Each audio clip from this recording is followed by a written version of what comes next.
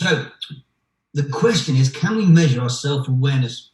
An introduction to a theory I kind of came up with about 10 years ago, and in order to prove that it was a decent theory, I had to do a PhD to prove it, I'm afraid, but it worked out in the end. So let's have a look at what we did, what I went through. Metanoia.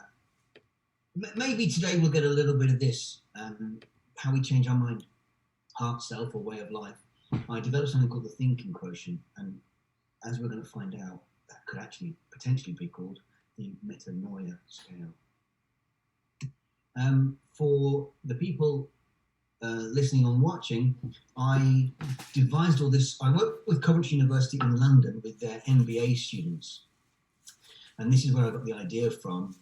And since about August or so, I've been working with Manchester Met as well, and I've got some longitudinal research on that. I think I'll come on to the longitudinal study later because we do touch on it. But so far, the theory has got traction in a couple of universities across the UK, which is awesome, because hopefully next year, 2021, September 2021, I'll be teaching my theory at Manchester Met for undergrads on a brand new degree that they've got there about organisational psychology. So that will be great. So that's a little bit of background. I'm going to go actually through the background from a Coventry perspective as we go through the profile. But for now, let's start off with who thinks this is true. You've got yourself here, if you can see me pointing, and then in the background you've got all these other characters in your mind, in your unconscious, subconscious. Whether you've got a student or a scientist going on, or maybe you're a father, or you play Call of Duty and you're a sniper, researcher. And there's also that word there, authentic self. I often come across NLP people, sometimes psychologists, who say, well, actually, I'm my authentic self. Because when I talk to them about how they construct themselves in the moment, they say, no, I don't construct myself, I'm just authentic. And we're going to talk about that in a little while as well. But the reason I ask this is because if some of you are psychologists now, or just really, really interested in psychology, what have you noticed about psychology as a field? You know, what unites and separates psychology as a field? And what we get is social constructionism, personality, emotional intelligence. I'm sure nearly all of you have heard of emotional intelligence, general intelligence, which is the little g, cognitive complexity, which for me is the thing that's missed out a lot. And then on the right-hand side, we've got other types of cognition as well. For me, what I wanted to know was, I asked one of my old psychology teachers, surely there's a theory that unites all of psychology, and no one's found it yet. And she said, no, that's not the way it works. Well, what do you guys think unites and separates psychology? Have you noticed any overlaps in the theories? Because when you actually go down and research this, there are quite a lot of overlaps. And basically what there is quite a lot of words that mean roughly the same thing, but in different fields of psychology. So I wanted to know specifically, what does unite psychology as a field? No mean feat. But what I did was, at the end of my research, I found this. So if you read my lit review, and I recommend it, but not for everyone, because it is a bit of a tome. If you look at constructionism, trait theory is your ocean and your MBTI and your types and things like this. And stage theory, which starts with people like Piaget, but actually goes on to adults with Robert Keegan, Otto Lasky, and that kind of thing. I noticed that there are overlaps. They just, like I said, they just call them different things. Now, this doesn't mean that I've found the answer to what unites all of psychology, because that would be fantastic, but I've given it a good go. And IACR stands for intention, awareness, choice, and response. And we'll come on to that later on, because I call it the 4 pillars of constructive development. When you apply those 4 pillars to the other areas of psychology, the actual metacognition, stage theory, there is a brilliant overlap that I think has been missed up until now. Now, that's what it looks like in a visual form, and I visualize everything, so I make diagrams for everything. This is what it looks like in the thesis, where it's just a list. Now, I'm going to say that you don't have to read. I've got quite a few slides with lots of text on. I'm happy, if this is the way it works, I'm happy to share the slides afterwards. There is also a PDF that I will be sending out, or at least the BPS will be sending out on my behalf with all this information in. So don't worry about reading all the text. But this slide here is basically, it's making huge claims in my thesis that says constructive development theory is the bridge between constructionism and constructivism. And what that means, for example, is constructionism is how we construct our society, our world around us. But constructivism is how we construct ourselves. So I said that my theory bridges those two theories. Okay, and it's the same principle with domain general, which is applied everywhere, and domain specific, which is specifically applied. So the green ones are the ones we're going to be touching on today. Okay. I'm going to guess that a bunch of you have heard about Piaget and metacognition and stages of thinking, and we're going to touch on all of that because my theory maps across a lot of those, as you saw on the slide before. But the first things first, when we look at thinking, we're looking at meaning making, and when we look at creating meaning, it's about cognitive complexity. So something for you guys to think about now is, by all means, add this to the text screen, but if I were to ask you, what does chocolate mean to you? And you had to give me 8 adjectives for what chocolate means to you, I would be happy to bet 10 quid that no 3 adjectives are shared between 2 of you. So for me, for example, first of all, it has to be Cadbury's. That pretty much limits my perspective on chocolate, right? But other people have different ideas what chocolate means to them. And if you want to, add your adjectives into the text now, but don't just copy someone else's so you get a tenner. That kind of thing. So when we're talking about self-awareness, we are talking about meaning making. And when we realize that what you mean by chocolate isn't what I mean by chocolate, we start to understand the problems with complexity and the problems with creating meaning in the moment. Let me see if I can find out the text. I can tell you that Jason K has put the words comfort and enjoyment in. Mark Alpin has said decadence. Yes, exactly. Has anybody got anything else they'd like to add? Decadence is kind of dark chocolate, I'm guessing. So we've got Yorkie, warm, sensory, stimulation, endorphins, warm, sharing, sensual, trans fats, orange. No, chocolate should never be mixed with orange. There's about 6 different people who've guilt. Ah, there you go. Thing. Yeah. So when I do this with a room full of master's students, in 6 years of doing this, I've only ever given away one £10 note.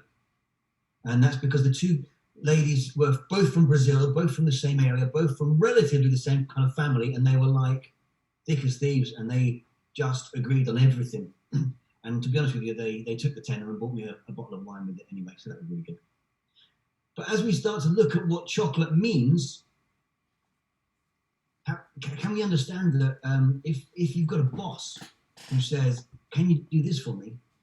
And you don't know what they mean, because it doesn't mean to them what it means to you, then you start to understand how potential conflicts arise. And I'm going to talk about conflict again in a little while.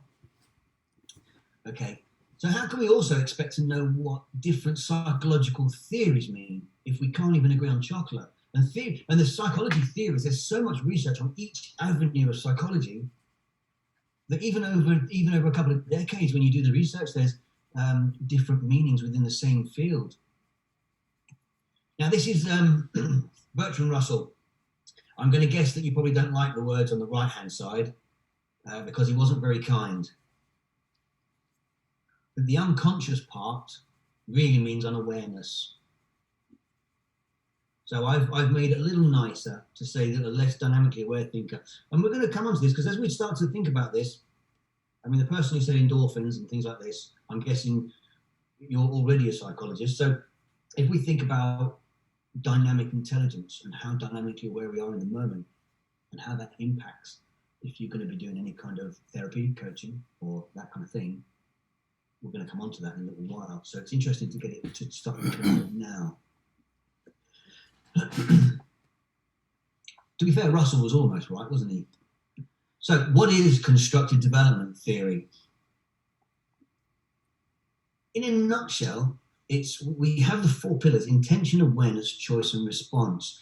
It's quite simple in the sense that no one's really ever put together the words that, well, what's your intention? What's your awareness of that intention? What choices does that awareness create? And then can you respond differently in the moment? So as you look at this slide now and you think about you in context, doesn't matter which context, how at choice are you in your responses in the moment to someone who's talking with you, someone who's behaving badly, or someone who is just not getting it?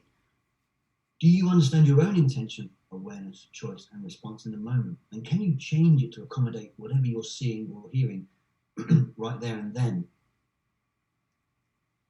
This is what I determined from the MBA students. This is how it developed over the last kind of 5 years. So as I said to you, I kind of had the idea, but I had to do the PhD in order to put it into a process that forced me to structure my thinking, because I'm not the most structured person in the world.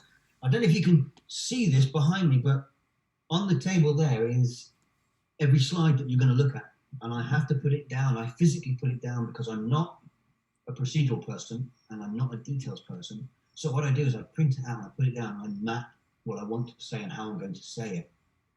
And I basically lived my research throughout my PhD. So what did it tell us? So when I was with the MBA students, I noticed that some of the students constructed their thinking differently. And because I was working with Otto Lasky's work on cognitive complexity, and also Robert Keegan's work on emotional complexity, and other people like Fowler and Tompkins, what I thought was, well, using the identity compass profile, which is the thing you see here, I noticed that the people who were very external behaved in a certain way, and they thought at Keegan's level 3, stage 3 thinking, which is called socialized mind. Whereas the people who were balanced between internal and external, which you can see here, they didn't react quite so extremely with, the person over here on the left-hand side, their internal and external, you can see there's no balance there. I mean, and down the bottom where they've got skeptic and trustful, this person is so skeptical they don't even trust themselves. So because I was learning about the stages of development, I thought, well, actually I could deconstruct Keegan's and Lasky's stages using these, what I've now called cognitive intentions. From your perspective, as you look at the profiles, just out of your gut, what do you think, which of these 2 profiles is a high level profile and which do you think is a lower level profile from a complexity perspective? If you can say, for example, left and right, which one do you think is high level?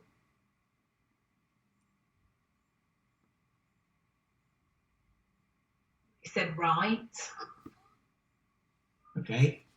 Somebody else has said left. Well, the person who said right is right. And I'm going to explain why. You can see on the left-hand side where they've got internal and external, the gap is huge. And on the right-hand side, the internal and external gap, there is no gap, they're balanced. And in a nutshell, constructive development theory is about balance, striving for balance in how we think and respond. And we're going to look at that now. Because this is pretty much how I worked it out. Can you see the scale on the right-hand side? Because I've got my video on this one. I suppose I can move that, can't I? I can see it, yes. So the principle is this. It's not necessarily the score where trustful and skeptical are 80% and long-term and short-term there's a 30% difference. It's not necessarily the score, even though the score impacts the actual thinking quotient scale, as you can see there, the blue arrow pointing down to 5.4.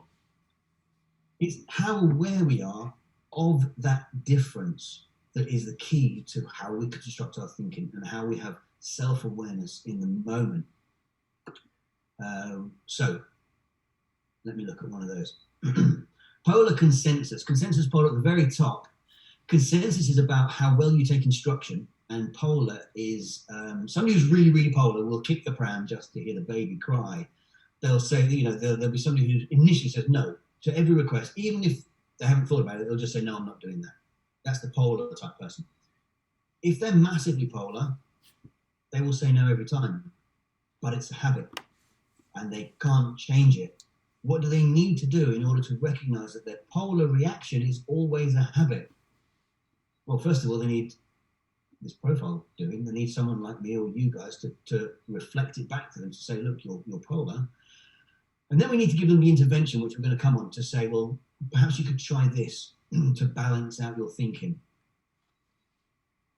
Does that make sense? If anything doesn't make sense and you want to ask a question, type it into the thing and it will be asked and I'll happily answer it. I've got no problem you jumping in at any point during this talk. So what I noticed was, from the research, in the actual research, I did 5 studies. The first 3 were quantitative, based on data coming out of the profiles, and the last 2 we're going to look at as well were qualitative. One was a crossover and one was qualitative, and we'll talk about that as well in a little while, because it's okay to say that you've got the quantitative data and your theory holds up from a numbers perspective, but actually, do people really do what your theory says they do? Which is why I did the qualitative in the end. So, if you're familiar with stage development, if you're familiar with Piaget and Bruner and Vygotsky and Wordsworth and people like this, what the general consensus is that we don't actually grow unless we're disrupted. We need some form our brains strive for equilibrium, as Piaget said. So in order to grow, we need some form of disequilibrium. What my factor analysis on 8,000 profiles showed was that the 5 dimensions that I saw in the data, dimension 1 and dimension 3 had the polar opposites, like you see here, abstract and concrete. That mapped my thinking, and this was a what's the word? I didn't know this would come out of the research. The fact that this came out of the research was fantastic because it mapped to Piaget and added some robustness to the theory, because it says, for those people in dimension 1, these are all the things we do as standard normally. We're quite aware that we think of the future and we're looking at the abstract, and we're quite options oriented, people like me. Even polar and global are in there. We do those as standard, but what we don't know is the opposite pattern, which in this case I've highlighted concrete. All of those were nearly all of those were in dimension 3. So it said, actually, dimension 1 and dimension 3 is Piaget's disequilibrium concept. And the more balanced you are between these 2 dimensions, the higher your dynamic intelligence. In other words, the greater your score on the thinking quotient scale. So does everybody see that what we're saying is that where there's a disharmony in the scores, your perspective, your response in the moment is limited to the higher one. But where there's a balance, your perspective and your potential to respond in the moment is more at choice. And that is constructive development theory. So we're going to start looking at that. But I need to show you the numbers first. Promise it's not going to be too dry. Darren, Jason's asked if you could go back a couple of slides and talk a little bit more about the scale, because it looks like a mixture of factors: internal, interpersonal, behavioural, thoughts and attitudes. That one or that one? Oh. I don't mind. Either is fine. Darren, Jason, which one was it? That one, he says. That one. This one. Okay. Right, so for those that might know people like McClelland, what you've got here is influence, affiliation, and achievement. So you've got the motivation factors. This is a cut down. There are actually 50 of these. I've called them cognitive intentions. Originally, they used to be called meta programs, but the word meta and program doesn't actually mean anything. So as part of the research, I mapped them to cognitive heuristics, so shortcuts in how we think, which also maps to Piaget and a bunch of other people. other researchers, and I gave them the name cognitive intention, because once you understand the 4 pillars, the intention, awareness, choice, response of each, you understand that actually there's more to these than meets the eye. So where you have influence, affiliation, and achievement from McClelland's perspective, looking at the 2 profiles here, if they're both, for example, if they're both MBA students, and I don't honestly know if they are, the one on the left is saying, just give me the degree. Achievement is so high, they're saying, look, I can do the degree, it's a piece of cake, just give me the certificate, that's all I want. I'm not interested in making relationships at university, affiliation, and I'm only marginally interested in having power and control over my environment, which is the influence. But what they really want is the degree. Now, I don't know if I come onto it here because it's another thing, but actually, when you look at the MBA students, and depending on where they come from in the world, you can determine cultural biases in the profiles as well. So what they are, options, procedures, care. So there are some internal, external. They were originally meta programs, as I said, relationship task. What they do is the way the questions are asked, to answer the question of the person asking it, is the way the questions are asked is they're not necessarily saying, this is internal, tell me how much you do internal. They ask questions based on how you think you like to receive information and how you like to receive feedback. So in the typical sense of, I prefer to receive my feedback from other people, or actually I don't need feedback, I just know that I'm awesome. That kind of thing. So ask questions based around those. And then obviously in a standard way, it'll say, ask that question 5 times, and then it will reverse the intention and ask it from an external perspective 5 times, and it will marry up the scores. Does anybody want any more information on that? So I can give you one, for example, on options and procedures. I've got, in a similar way to Costa McRae Big 5, oh, we're going to come on to that. Sort of, but Costa McRae and 5-factor models and 16PF and all that lot, there's no choice and no intention, but I'm going to come on to that. So that's about 10 slides from now, if you don't mind waiting a minute. And then another comment is, could you say how the 3 clusters are put together? No, I made that up for the, there's 50 of them and there are 4 clusters, but they wouldn't fit on the screen. So I will happily put all of them in the PDF that we're going to be sending out afterwards. That's not a problem. But I only did this to make it to show you that there are the way they're clustered. For example, seeing, hearing, feeling, and that they're actually separate from the internal and external. But it's just for you guys right now to see it on the screen. That's all. But I'll do it for real on the PDF. Lovely. Thank you. No more.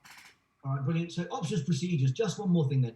If you like to cook, do you follow the recipe? Do you follow it verbatim, word for word, or do you prefer to make changes? Personally, well, I'm not very good at cooking anyway, but what I do is I would hardly ever follow the recipe, and I'll make up my own ingredients and add more or less or whatever that I think is a bit. I'm an options-oriented person, whereas someone who will follow the recipe is more procedural. And it's those kinds of questions that tease out those answers that that the identity compass uses. Is that okay with everybody? I've got a question about whether this could change over time. So perhaps a student moving from a process goal to an outcome goal in order to attain the degree. Yes, absolutely. That's me. I am so options oriented that I had to force myself to be procedures in order to write. And we're going to come on to that because I actually have this covered. But I'll explain to you how writing an A4 sheet of paper, the top paragraph matched to the bottom paragraph, but there were 2 in the middle that didn't match. But in my mind, they made sense because I'm an options person. But when my supervisor read them and said, Darren, that's nonsense in the middle there, move that one up, that's procedural. And we're going to come on to that as well. Good questions. So that's from an awareness perspective. That's from a factor analysis perspective, where the disequilibrium maps to how we think and the disruption in how we think. And this is what it looks like from a factor analysis. And the disequilibrium is this. On the left-hand side, you can see the difference at TQ level 2.5 on the left. Can everybody see my mouse? I assume they can. The TQ, you can see the gap Yeah. between, thank you, you can see the gap between factor 1 and factor 3 is large, which shows you that there's a disparity in the cognitive intentions, like internal and external. Whereas at level 4, now this is, I've used this simplistic system to make it easier for us to look at. There's a smaller gap, which means that the internal and external are much more towards balance, which means that they have more choice in which one they use in the moment. What's key is, are they aware of that choice? I'm going to come on to that as well. But when I got this graph, I used a program called SPSS, which is the bane of all psychology students, I'm sure. But when I got this graph, I kind of didn't do anything for about 2 days, because in reality, this graph was my PhD ticked from a quantitative perspective, and I was very, very happy. So now someone just asked me this question, and we're going to look at that now. This is an example of an output of my thinking quotient page, okay? And what it says is, on the right-hand side there, we're using the Stevens scale, whereas on this one, the 2 to 4, I was using the Keegan scale because I mapped it across the Keegan and Lasky, but we can look at that again later. So what it's telling us is that this person here, global and details, they've got a 25% difference in their global and detail score, which means they pretty much only do global. So if they're a project manager, they will give you the big picture, but they won't tell you the details of how to do it, which one, from a project perspective, is great. But two, if they were to think about the detail of what they're trying to get across, they don't do it. They don't do it as well as somebody else who's balanced. So the thinking quotient scale demonstrates that score there by giving them a 1 for that. And it's very simple in the sense that at the bottom you've got skeptic and trustful, and they score a 9 there on the Stevens scale because 70-75 is almost balanced, which means they've got the choice, much more so than in their global details. Okay. Over time, what we do is we profile someone, 1 year apart, 2 years apart, it doesn't really matter. But if you wanted to look at it from a student perspective, at the beginning of the course and at the end of the course, would you guys hope that the process of going through the MBA or even the PhD changes how they think? You'd expect that, wouldn't you? I would too. So when you look at it from an organizational perspective, because this is where I apply this as well in large organizations and managers, high-level managers, you get this kind of thing. This is 4 profiles for a German bloke. You see it says German bloke there. And it's a mess, isn't it? You can't actually see, even though there are 4 profiles there and all of the cognitive intentions at the bottom, it doesn't really discern anything spectacular. So what I decided was I needed to create the benchmark for the identity compass. And that's where the thinking quotient came into it. Because when you look at the German bloke from a thinking quotient perspective, you can see specifically how his thinking has changed over time. So what's the first thing you notice about that slide? His profile in 2002, his profile in 2003, 11 and 12, 2020. The first thing I notice, and I mean, if you're typing, please do, but obviously the first thing we notice is 2003 is a lot lower. Why? Well, this is why. He broke his ankle in 2003. Question for you is, how has that negative activity impacted his thinking? So if we're a mind-body system, in 2002 he was doing really well. He was, moving towards 6. He was getting on with his work, his life. He was making decent decisions. Then he breaks his ankle, and it impacts how he constructs his thinking in the moment. Now we can speculate as to how. I've got my ideas. The profile will actually tell us specifically how.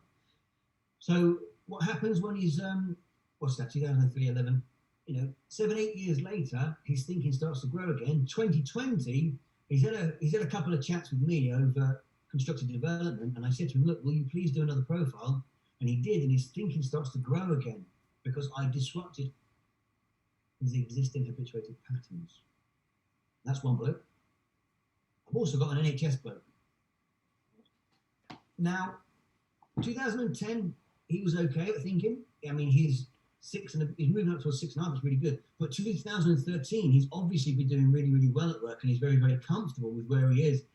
In reality, he's constructing him and his environment from a position of happiness. Well, what the heck happened in 2016? Effectively, I think he got made redundant, but it's the NHS, they don't necessarily get made redundant, they get moved on. So he moved to a different department, was not happy about it. And then 2 years later, if you're all thinking that he's still not happy about it, you are absolutely right. As we look at this and think about this, I've got one more profile to show you. How useful is the thinking quotient? It tells us specifically how they construct their thinking in the moment and how that impacts, how the environment impacts their thinking. Now, we know this. I mean, I'm guessing you all know that your environment is a really, really key factor in how you think. But from a how you construct yourself perspective, you can see in the thinking quotient scores that any negative activity impacts your construction of self negatively. And we've got one more. This is actually a clinical psychologist.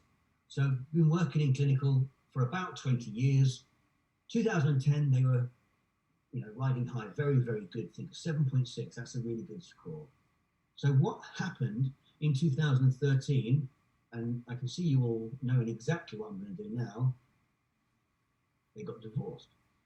So as you think about anybody around you in your organisation, anybody that you know who's going through a divorce, if you've gone through one yourself, then you're going to know this kind of thing already. But we can measure how someone's negative activity impacts their thinking negatively, and the thinking quotient gives us these scores. So obviously in 2016 they got through whatever they got through, and they were riding high again at work. But 2018, what's going on? New management. I think they don't like and get on with the management because they're more bean counters. And from a clinical perspective, bean counters are his word and not something that he appreciates, I would say, because they're not looking at patients, clinical care, frontline services from a care perspective, is what they said. They're actually looking at it from a can we afford to do this perspective. And I know both of them, but that's what's reflected in the profile. Anybody got any questions on the last few slides? Because for me, they're really interesting. And I have a research paper based on this. And I also have, for the person who asked about student profiles, I've got a 3-year postdoc at Manchester Met to profile undergrads on the brand new degree, starting now in October, all the way up, 6 profiles, all the way to the end of 2023. That's 6 profiles, 32 months later. I'm going to profile them all along the way to map exactly what we just looked at over 3 years for, let's say, 50 students, probably 50 students, which will be fantastic research. So if anybody's got any questions or wants to just discuss that further, just by all means ask. So we've got Joe asking, is the test available for them to take? And please, will you be her PhD supervisor? The test is available from a student perspective. I might even be able to wangle it for free because it's not my profile. It's owned by a guy in Germany. It's just the best profile that I found, because there's quite a few like IWAM and some other things that actually deconstruct our thinking into these cognitive intentions, but it was the best one I found. And each profile costs me money, but if I can do it from a student perspective, I might get away with getting it for free. And then there's a question from Jason asking if people with a higher score respond more resiliently to life events. What a brilliant question. That's exactly what my theory says. And it's not a brilliant question because it matches my thinking. It's a brilliant question because that's the point. Yeah. The phrase I use is under duress we regress, unless you're high enough level. And Roddy's asking if there's any difference in genders, because the examples you've given have all been men. The main difference is the highest level thinkers have all been women. So when you look at the student data, I've only got the data for the student data because my third study was on 8,200 profiles, and that's a lot of data. I grant you, it's a lot of data. I didn't deconstruct it from a male-female perspective, but from a student data perspective, where there are 200 profiles, because I've been doing it for about 6 years. The top 3 are women. The next one is, excuse me, a Canadian guy. One of the ways that, what's interesting from that perspective is one of the students was 24 years of age. And people like Lasky and Yandavish and that all say, for example, that you can't really have a high-level thinker at a young age because you need to be at least 40 to have generated enough life experience to hit a high level of cognitive complexity. Now, my son is 12 years old, and he's a complex thinker for a 12-year-old. But if you compare him to me, that's not a fair comparison. So I think, from a 24-year-old perspective, this young, she was from the Philippines, I think, but her mum and dad run an international company. And they run that company at the dinner table. So the mum and dad are talking at this level at the dinner table. As a child, she's taken all this information in. She's taken the level of thinking in from an organizational perspective, and it's impacting her thinking. So when she did my profile, she came out really high, despite being 24 years of age. And that was one of the first profiles. So that's what got me thinking about, actually, I don't care how old you are, we are either complex or not complex. But what we can do is tweak our thinking to raise us up. So that was a great find. Male, female, split. No, I don't think there is. I think I don't think there's I can't say yes or no here because I know that the top profiles are female and also the bottom profile was female. So it kind of balances out. But I need to specifically look at the 8,000 profiles and do a thing. In fact, I might make a note of that and do that because it's probably something worth looking at. A couple of other questions here, Darren, if you want them. One is about whether people's profiles change pre and post therapy.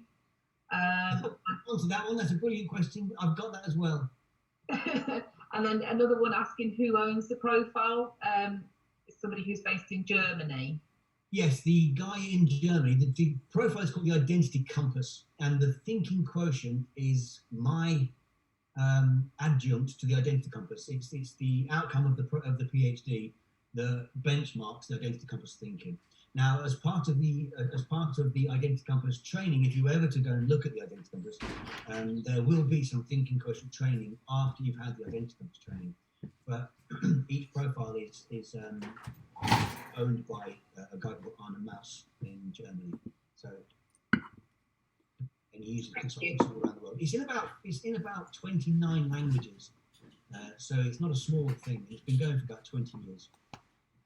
So as I've been mentioning now, we know that how someone's work environment or life experience impacts their thinking, and someone asked about the complexity of it, but is dynamic intelligence a real intelligence? Can I say that someone with high dynamic intelligence, can I have faith and trust in my own words when I say that? So what I had to do as part of the research is find out if dynamic intelligence can be considered an intelligence. Now, again, don't worry about reading all of it. The bit at the top that says intelligence is a very general mental capability, that's a real quote. When I Googled, I don't know what I did, but when I Googled what is an intelligence, that was the accepted norm for what an intelligence is, and it was based on a whole bunch of psychologists who got together at somewhere like Harvard, Yale, that kind of thing, and they all agreed on that definition of what an intelligence is. Now, I could have just left it at that and said, well, actually, according to all of those things, yes, dynamic intelligence can be considered a legitimate intelligence. But what I decided to do was, well, who are the main players in intelligence? And you can see the list there. So I researched Spearman, I think, Plomin, he's a bit controversial. You know, Sternberg, you've probably all heard about. Interesting thing about Sternberg is he's the one psychologist who quotes himself the most out of all the research. But what I found was really interesting. So, for example, I found that Spearman's general intelligence isn't universally agreed upon. And Gardner's 8 or 11 intelligences isn't as robust as what the textbooks tell you. And if you've done an undergraduate psychology degree, you've definitely learned about Gardner and Spearman. And in my thesis, I mentioned, I think there's a guy called White who said that actually 80% of all psychology books for undergrads contain work about Spearman and Gardner, and yet they're not generally accepted by the entire community. So why is, oh, you've got one there, why are multiple intelligences still being taught? You can see you can see it there. I've put it in there, I'm preempting myself. Does anybody disagree with this, by the way? I mean, does anybody think that general intelligence is a real thing? Because for all intents and purposes, and a lot of what we've been talking about, and a lot of what we will talk about, is really something called a nominalization. They're not real, they're just labels. You can't put 10 kilograms of intelligence into a wheelbarrow and walk it out of the shop. So what I decided was that, yes, dynamic intelligence can be considered a real intelligence because it not only does it meet the criteria for what is intelligence, it also is a little bit more robust than some of the things that are already taught at university. So that really should get us thinking about, if it's a real intelligence and we can measure it based on the thinking quotient, and the thinking quotient is about how self-aware we are, well, how deliberate is your thinking? How deliberate is your personality? And when you ask people this, it throws them off. Oh, by the way, that is a book, and Routledge have said they will publish it. It's nowhere near finished yet, so don't go looking on Amazon for it just yet. I'm getting there, though. So as you listen to me now, think about how deliberate is your personality? How are you constructing you in the moment? And how aware are you of your construction? We're going to come on to that as well. So the goal of many personality tests, psychometrics, is to determine to what degree individuals differ in their thinking and behaving, mainly behaving. And this just created a more of a between-person approach. So if you're familiar with psychology, you might know this, especially if you're an occupational psychologist, you will know this. The mind, what I've said is the mind constructs a psychological niche within which the personality fits. Why does it have to do that? Which lends itself to social construction, by the way. So the question of how deliberate is your personality, we're going to look at that now. It kind of leads on to the main aims of my CDC, of constructive development theory. In my opinion, our personality is a function of our construction, and there's no reason why you can't construct it differently as soon as we finish this call. Did anybody ask about how it compares to psychometrics? I am absolutely not a fan of psychometrics, and I will explain why. I know you'll probably think that the identity compass is psychometric. It's not. It doesn't function as a personality test. That's on the website if you want to look at that.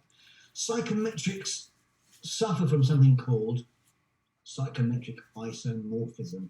If you're not familiar, what it means is, for example, the 5-factor model, which is the Eurocians, is the best known model of personality. And despite its popularity, there is no real agreement on, well, there's continual debate on what it actually means and how they all overlap each other. So, for example, on the slide here, the question is, if you were to take any of the FFM type questions, it says, I accept people as they are.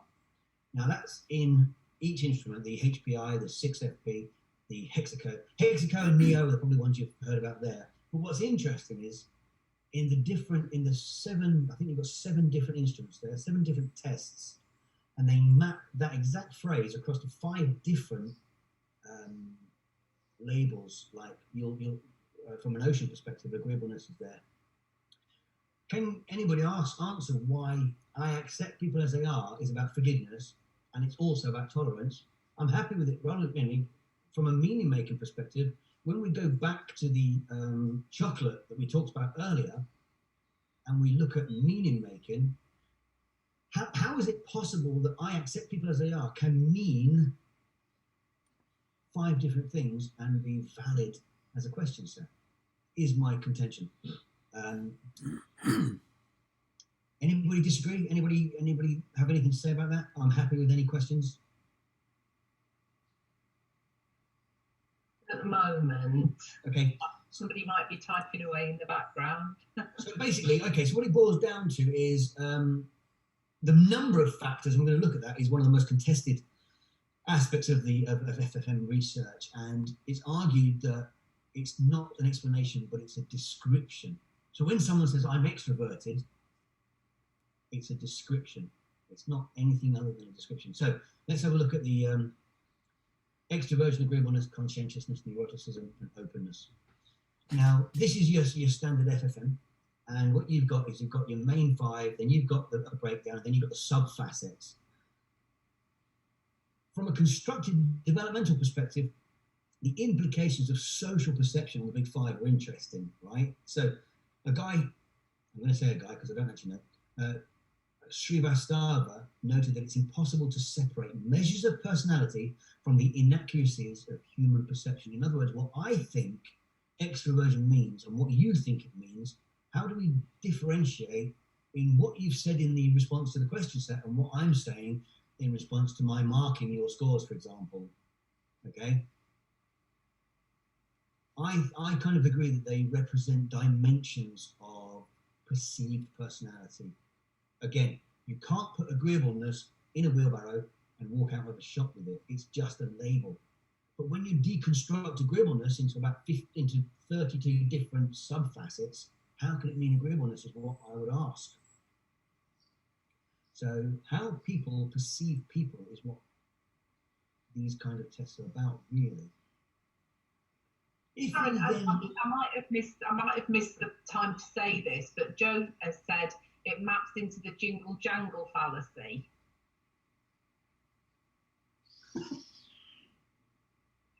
And what does that mean? Sounds good. I don't know. I'm just reading it out. All right. So from a jingle jangle perspective, these accepted definitions, like extroversion, forceful. I mean, if you insert the 4 pillars of constructive development into ocean, you get a completely different animal. And I often attend conferences, and I've attended the occupational psychology conference with the BPS probably for the last 3 years. And you get a lot of research on ocean. You get a lot of research on 5-factor models, or even the 8 one. So I asked the people running the presentations, how do you do extroversion? Can you tell me how you do it? And I'll do it the same way you do it. And invariably they said no. So, well, can you tell me, can you choose not to do extroversion in the moment? And they said no. I said, well, when can you choose to do introversion instead of extroversion? Again. So finally, I usually ask them, can you tell me how you do neuroticism? And I will do it in the same way that you do it. And then we can both be neurotic in exactly the same way. And they say, no, they can't do that. And the test doesn't actually tell them that. Because all it does is it reflects what their answers are. So if you then said in a test for FFM, what is your intention when you're neurotic? How aware are you of your neuroticism? What choices does this awareness within your neuroticism offer? And can you change your response in a moment to not be neurotic or to be even more neurotic? How cool would that be? In the moment. And the tests don't allow for that.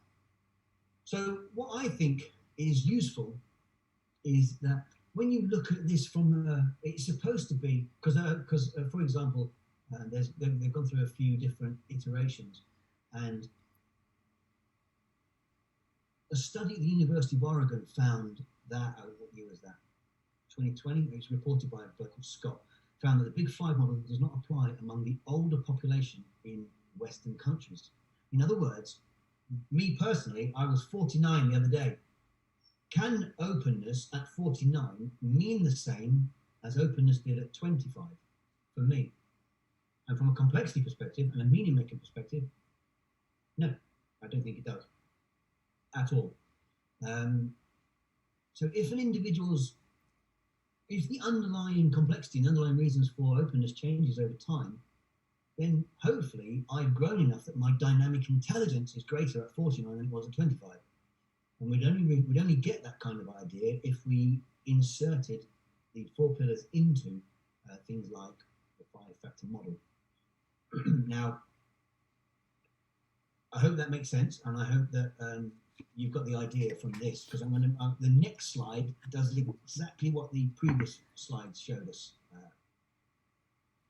Look, I've got a comment here saying your explanation would suggest that psychometrics are used in isolation without clarification from the test taker in terms of intention stroke awareness on the part of the individual.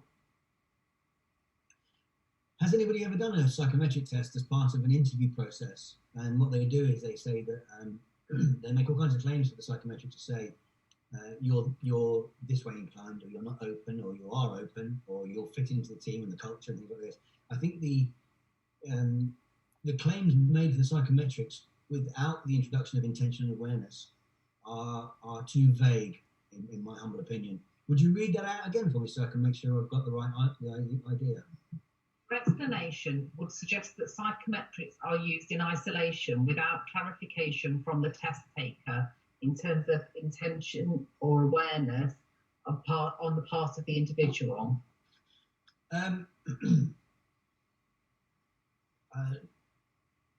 That's not how I see it. I'm doing it this way on the slides for expedience, to just narrow down what I want to say about psychometrics. In reality, there's always a context to the psychometric, and it's usually whether you're going to get a job or a promotion, or you're doing some training, or that kind of thing. You did a workshop, and it's a talking point.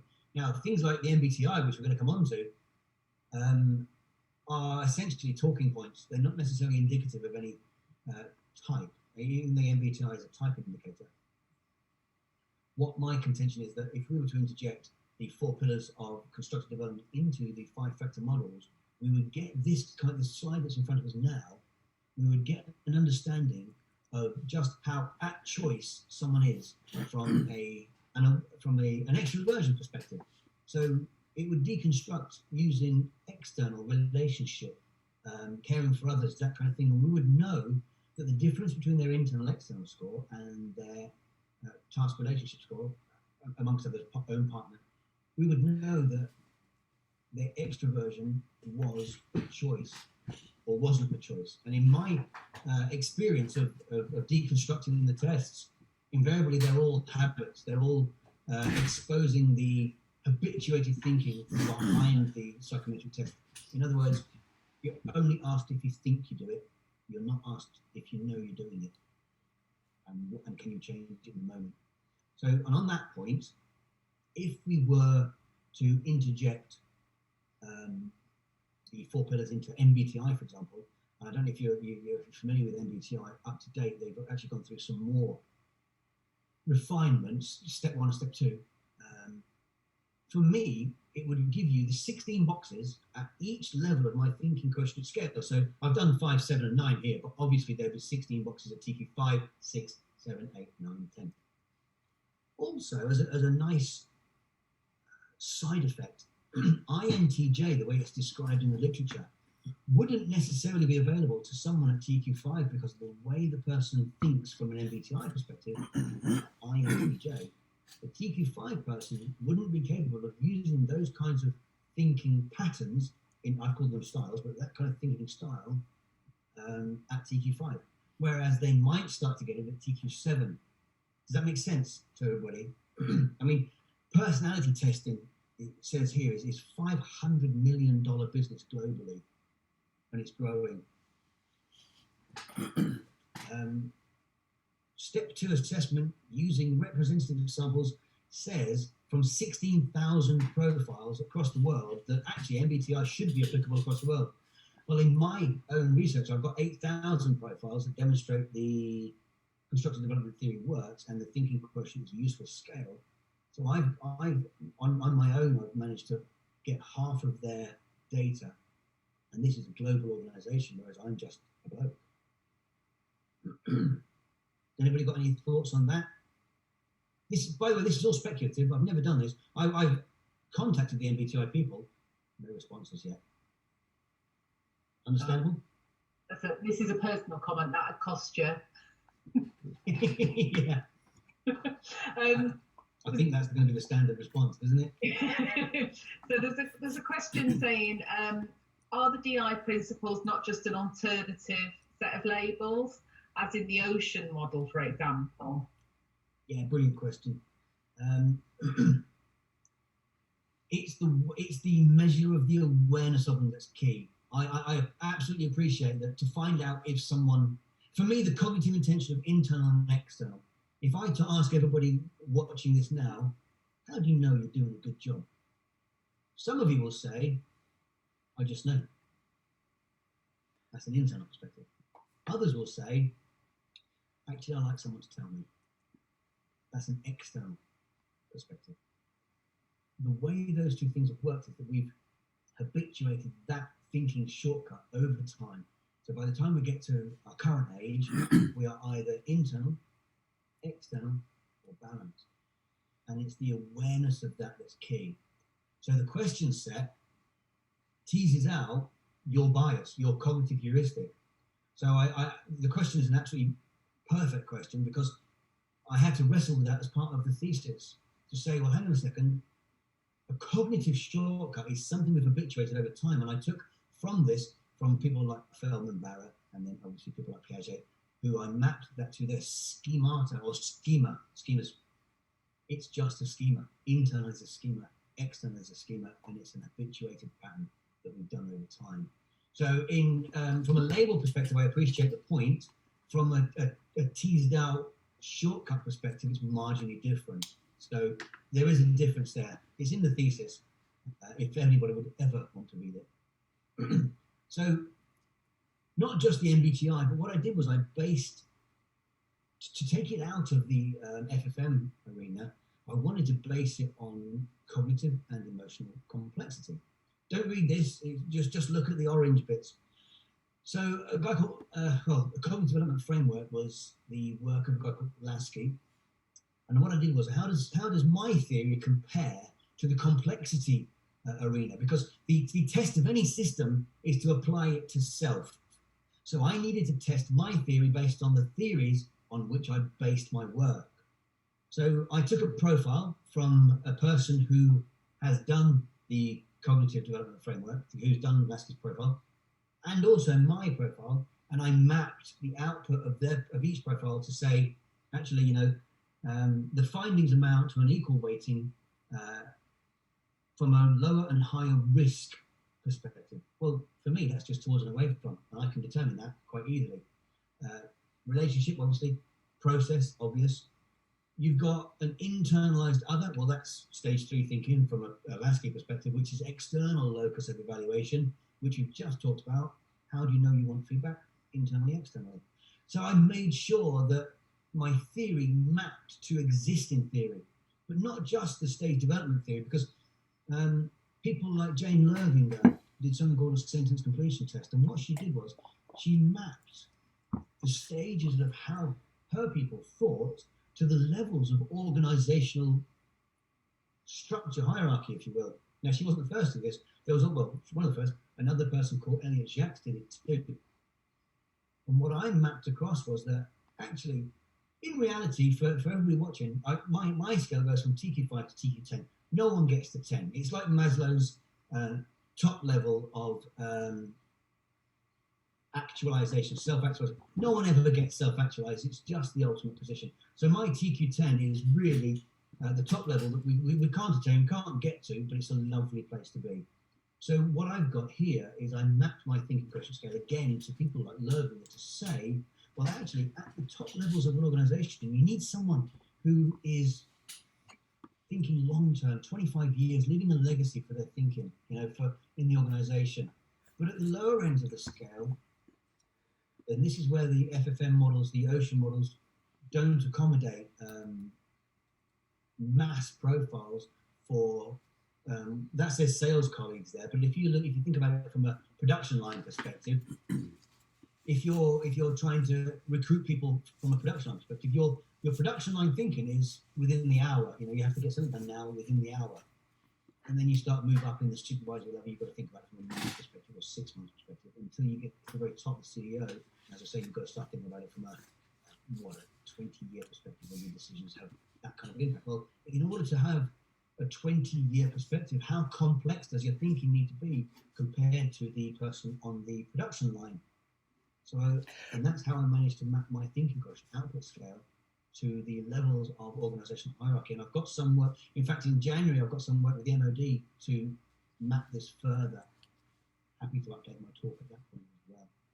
Anybody got any questions on that? Because from an organisational perspective, it's important to look at how self-aware we are and how complexly we think, to map how complexly I am to the role complexity, which is what Jacques was talking about.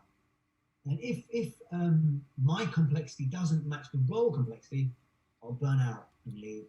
But if my thinking is higher than the role complexity, I'll get bored. It's called bore out by Checkman, and I'll still leave, but for different reasons. Does that make sense? So it was important for me to map that because I wanted to know how it compares to other stage developmental thinking. There's a comment here.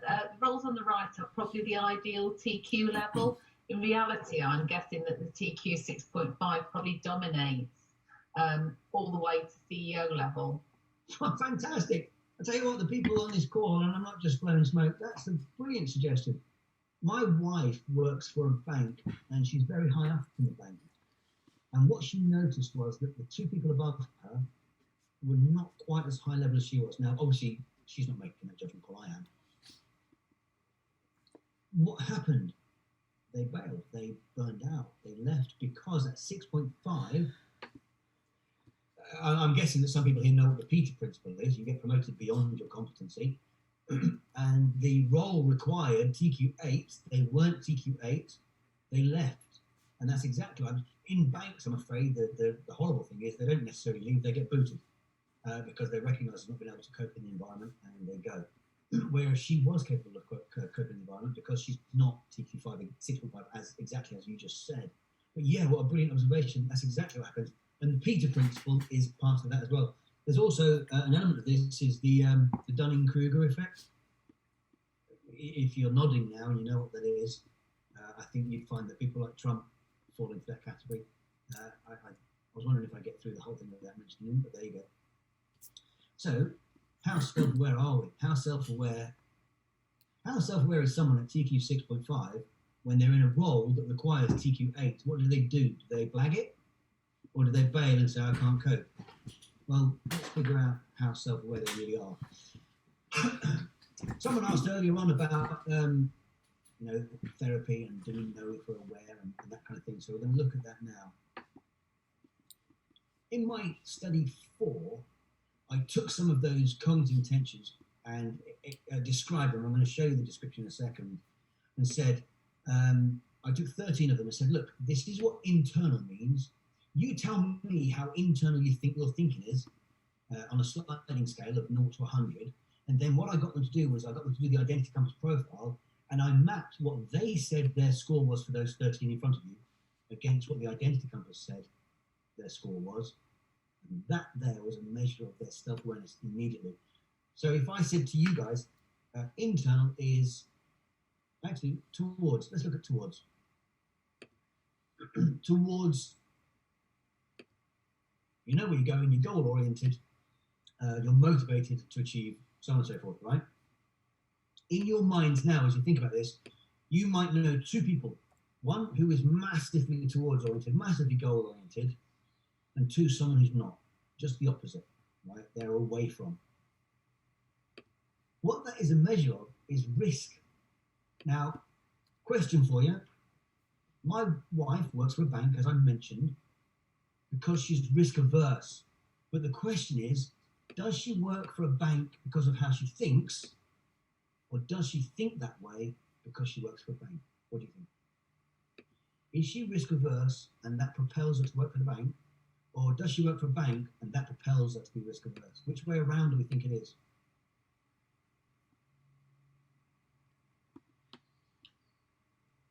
Just waiting for the answers to come through. It's a tough one to do on a screen. It's easier in person in that sense for some of these questions. Do you guys think you do your job because of how you think, or do you think that way because of the job you do? People are saying a bit of both.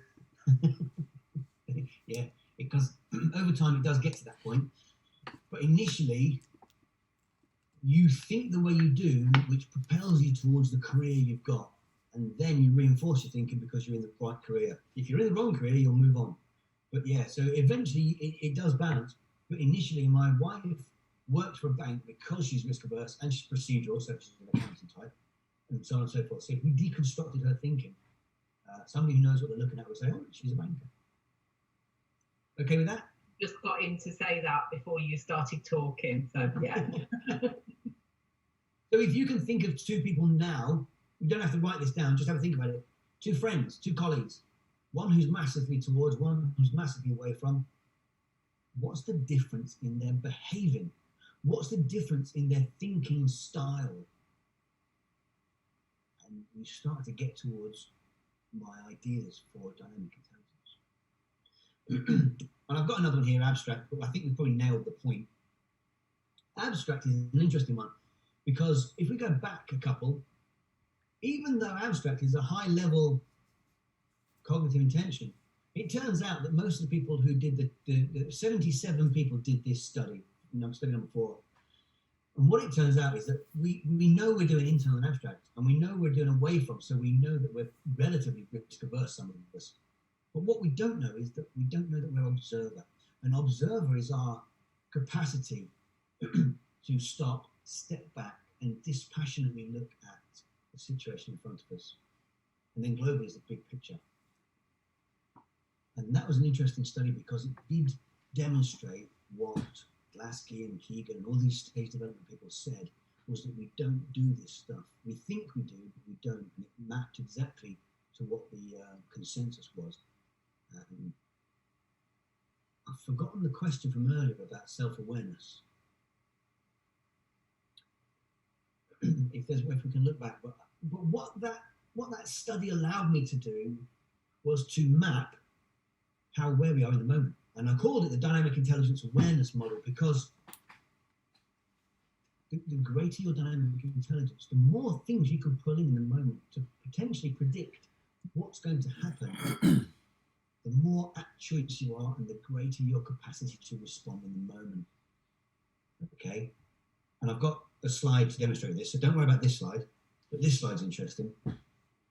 Calvin and Hobbes is pretty much one of my favourite cartoon characters.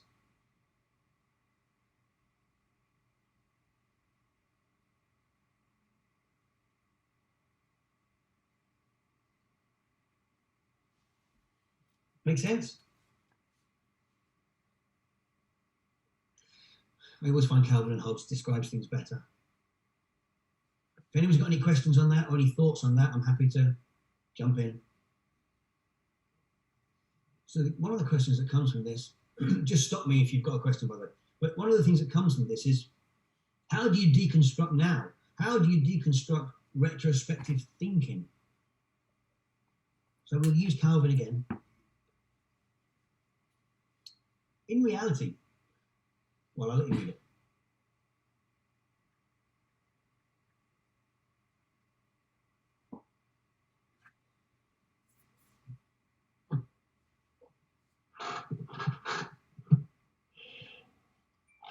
Right, so in reality, I've just put a couple of cognitive intentions underneath each image there because Calvin and Hobbes have essentially different thinking styles. And the thinking style is the combination of your cognitive intentions. We okay with that? And the way I visualized thinking styles is on the next slide. Basically, when I started the PhD, every single idea I had, I put down onto a slide, like on PowerPoint, and I created a visual idea of that idea, a visual image of that idea. So at TQ5, you can see the thinking is linear, progressive, procedural, but by the time you get to 9, you're pulling in so many different facets, you're making so many connections in your thinking that you're constructing you pretty much at choice. And I've got a final slide on this to demonstrate and describe what each of these stages looks like. Okay, and at number 10, you know, you could be a complete accident, it doesn't make any difference. We'll never get there, but we recognise that everything is constructed from you to your culture to your society. A friend of mine asked me the other day, she said she pointed to TQ10 on one of the slides I'm going to show you in a bit and said, I feel a bit sad about the TQ10 person. Is someone at TQ10, are they happy or sad? And I said, well, you're kind of missing the point, because they know that they're constructing happy and they're constructing sad. And she got the point. Whether she agreed with it is another matter. But from a therapy perspective, that was a 10-year thing, wasn't it? My study 5, what I did was I took 10 people from the study 4 who'd gone through the process of pointing out how they think, and then mapping it against how they do think using the against numbers. I took 10 of them and I interviewed them and I asked them, do you really do this? My study 3 says that people at this level, which is their level because they got their scores, do this. Tell me how you think you do it. And it turns out that even out of the 10 people, 2 or 3 of them had gone through therapy, and one of them was a therapist. And I created a theme called therapeutic awareness, because they knew that they were external. They knew that they were procedural, but they didn't know how to change it. They didn't get the deconstruction of their thinking style based on, for example, cognitive intentions that offers them the opposite perspective. If you're external, we need to think about internal for a little while, and we run everything through your own system. So hang on a second, how am I doing? Does this make me feel good? Does it make me think about what I'm saying and receiving here? How am I constructing this in the moment? And then over a period of, say, 2 or 3 months, we come back to them and find out that doing the opposite pattern has impacted their thinking, because now instead of being massively external, they've grown their internal a little bit and dropped their external a little bit. Now, if you think back a couple of slides towards and away from, if you know someone who's massively risk averse, and we map their thinking and get them to look at towards thinking a little bit more, if they change their worldview on how risk averse they are, and they start to take risks, how does that impact their construction of themselves, their construction of their environment and their world, and how does it impact their behavior? It's a major change. So there's lots of research on how, and the inadequacies of psychometric tests, and a lot of tests, not just psychometrics, on the impermanence of the solution, of the interventions put forward, but 2, the short-termism of these solutions. Whereas I'm saying that if we can determine someone's risk aversion and tweak it and change it, because the thing that we tweak is the thing that moves them up the stages in Piagetian terms, well, that changes their worldview, which is a long-term benefit, not just a short-term hit. Anybody got any thoughts on that? Not at the moment. Okay. So, as I said, I performed 3 quantitative studies and 2 qualitative studies, and the outcome was this. We know how we think. We might not be able to change it with the right interventions. We can tweak and change our worldview for a long term, not just a short term hit. So, so somebody's saying here that this sits very well with transformational coaching work. Absolutely, and I call it developmental coaching. So yeah, it's exactly the same kind of thing. Happy with that. In fact, what I call it is constructed developmental coaching, CDC. But then that's because I'm trying to create a brand. Who thinks this person here, is Calvin here, showing low dynamic intelligence or high dynamic intelligence? What's his self-awareness like?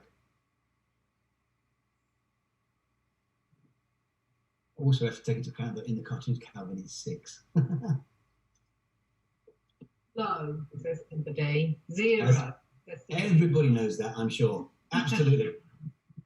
My wife says I'm practically perfect. I just need to work on my humility. I stole that from Terry Wogan. None of you are probably as old as me. So that's low dynamic intelligence. So, pursuant to the previous point, how do we apply constructive development theory? Well, I've highlighted here coaching and mentoring because it's the easiest thing that we all are pretty much familiar with, I'm sure. And this next slide is key. Right, and I'll walk you through it. I'm sure you get it.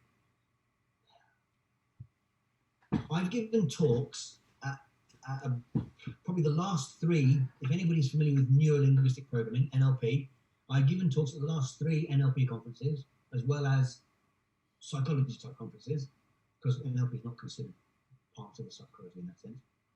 And what I said was, look, if we're going to have a coaching framework, if we're going to have the coaching academy pumping out, coaches after a weekend's course, really there should be some form of benchmarking how useful they are as coaches. And I thought I was going to get strung up for that because there is no benchmarking in NLP. There's no monstrous research in how NLP is effective. I've got all the research on it. I'm happy saying that. And what basically it boils down to is this.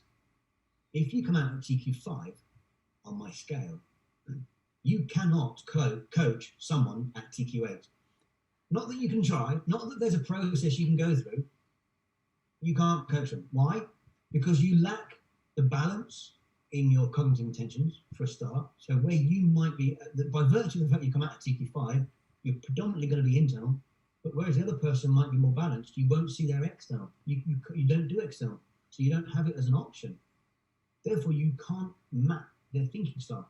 And at any point where you might meet somebody who's a client at TQ7 or 8, what you then do is you filter their thinking and behaving at TQ8 through your TQ5 filters and get it wrong, invariably. And that's why it's damaging. Now, this is also true from a cognitive complexity perspective as well, which is why I map my system onto complexity, because it works in the same way. Somebody at TQ8 is capable of coaching everybody below them at TQ7, 6, 5. If they meet someone at TQ8, it's not necessarily a developmental relationship as a coach, but more of a dialogue. Okay, hope everybody's okay with that. In reality, you're probably not going to get somebody at TQ9 who is coaching. They're going to be large organizations charging thousands of pounds, working with CEOs, that kind of thing. Anybody got any thoughts on this? Because this sometimes does cause a bit of controversy. Joe, first of all, says that it all makes her very happy and asks the question, why can't a TQ9 coach a TQ5 client?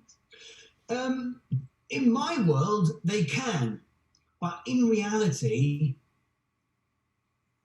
their patterns, their thinking is so far above, more complex, more at choice than a TQ5 person that it will cause a relative cognitive dissonance for the TQ5 person.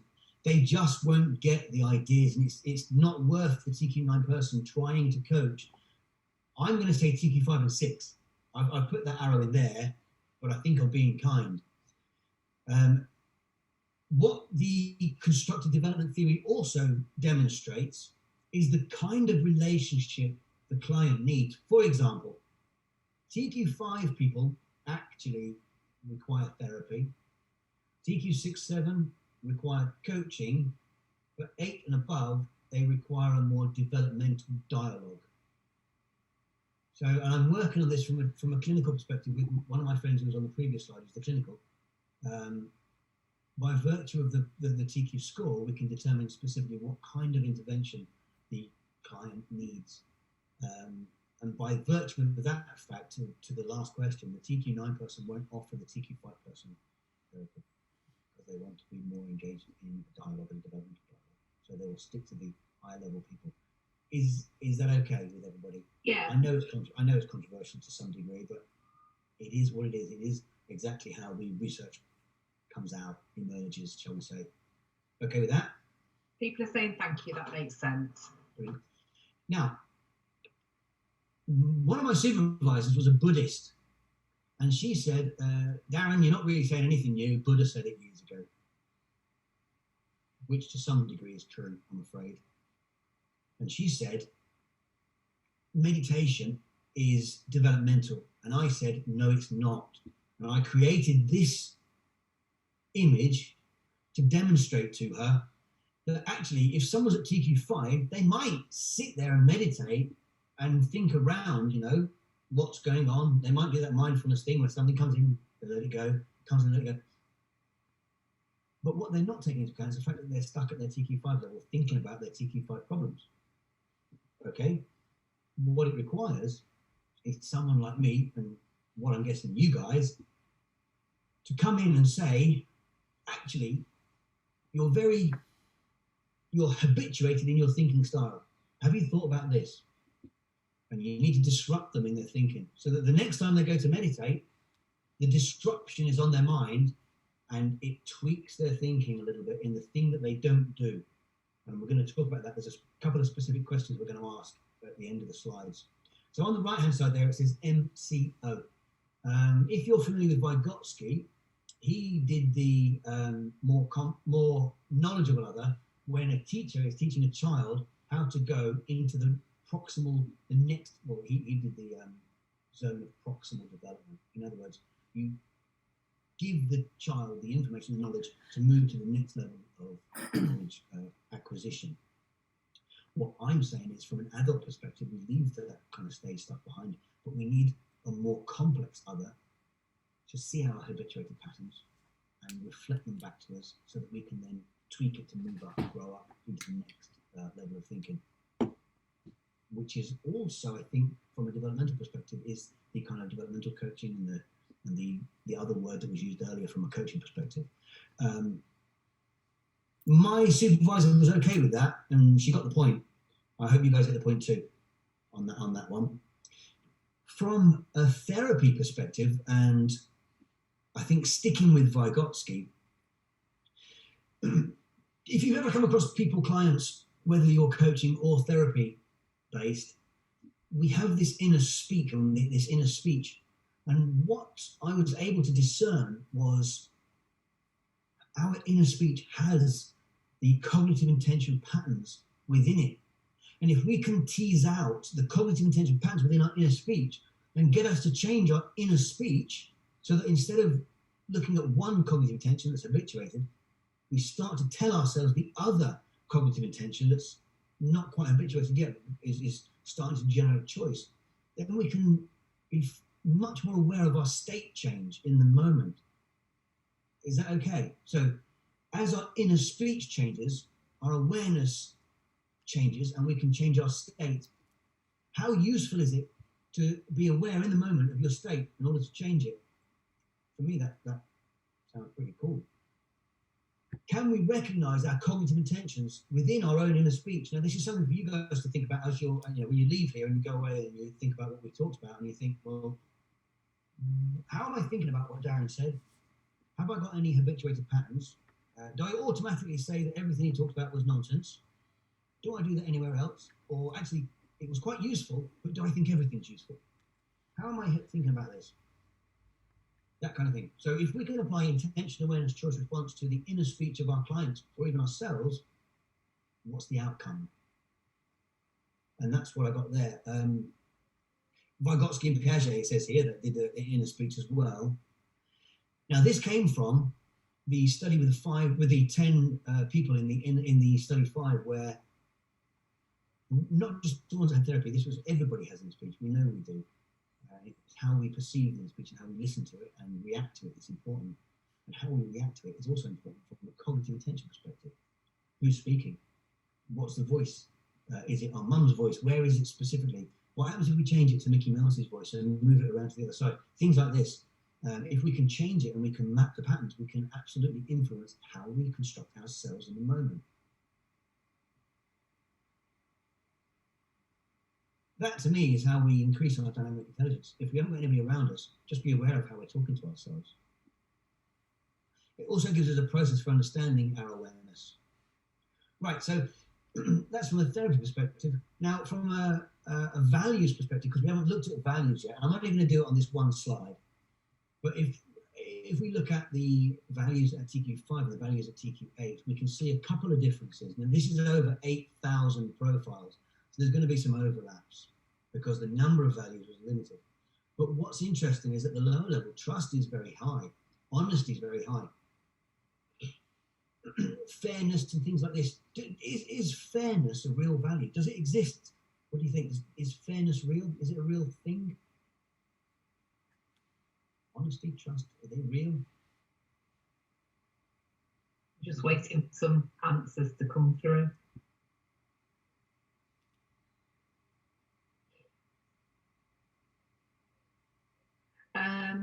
The effects are real, says Jason. Jason, the effects are constructed. Depending on your level of construction. Not yours, anybody's. For me, if you ask, you can relatively determine how where someone is on the thinking quotient scale by looking at their values and asking them, you know, if life were fair, personally, I'd be much taller, more handsome, and not have such a big nose. But when you look at trust and honesty, it's not just at the TQ5 level. They want to trust. They want other people to be honest, and they want other people, you know, to trust them. Whereas on the TQ8 values, what they're saying is competence isn't just your competence; it's my competence too. So I need to make sure that I'm competent, but I also need to make sure you're competent. And it's the difference in the direction of intention that's important when we look at the values at different levels. Okay. Few comments coming through here, Darren. One is fairness may be brought around FAE, situational, dispositional.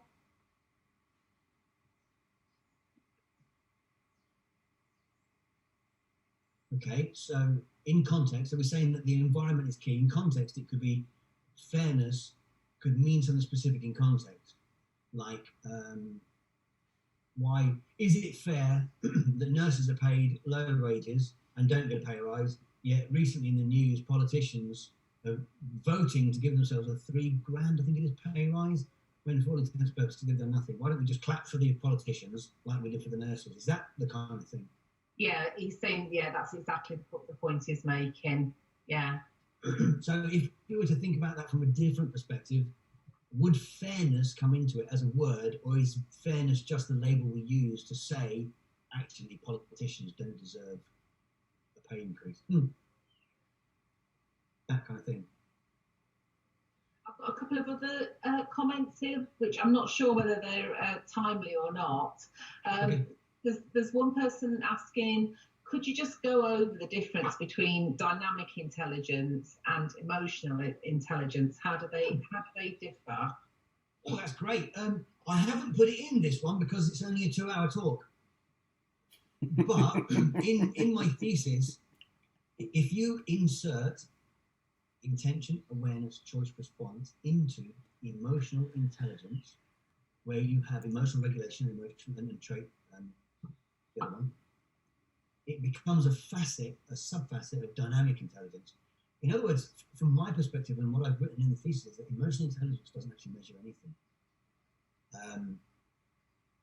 Feldman Barrett says that I can't regulate my emotions. I definitely can't regulate your emotions. And any assumption I have on what you are feeling is a construct.